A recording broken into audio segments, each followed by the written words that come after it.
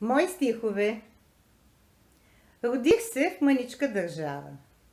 Да, една човешка длан. Но малко време ми остава за народа ми обран. Разединен и в беднотия търпи и влачи си хомота. А аз не бях. Не съм от тия, не ми е мило за живота.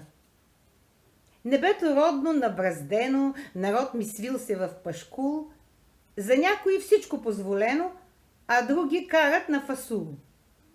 Солта и всичко днес си внасяме, а българите се изнасяме.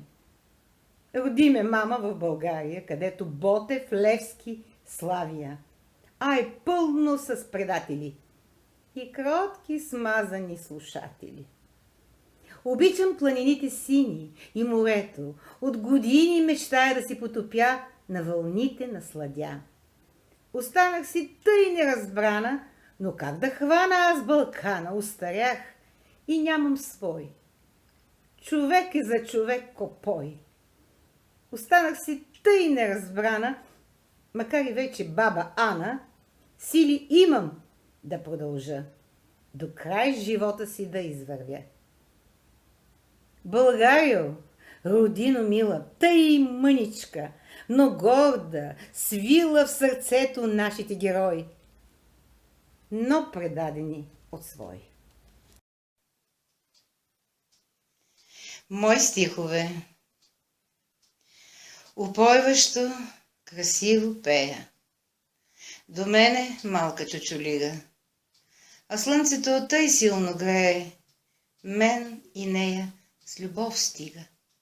Разперих в миг ръце нагоре, поисках всичко да отгърна и в миг намерих се най-горе и сред природа земна, чудна, сред птици, облаци, с тях полетях, красива, чудна бях.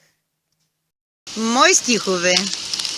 Я кажи ми, облакче, що от мене искаш? Зе малко ли души погълна и в зомбита превърна? С мене ще е трудно, знай. Аз човек от сой съм. Пай, искаш да съм, но пълнеш ще бъде друг. Купнеш, имаш аз да почернея, но светла съм. Ще съм и грея. Мои стихове. Няма сняг, а дъжд вали. Мен сърцето ме боли, че не мога, а мечтая мене да приемат в рая. Греховете ми човешки всеки прави и по-тежки. Надява се на опрощения. Дъга се появи. Какво знамение!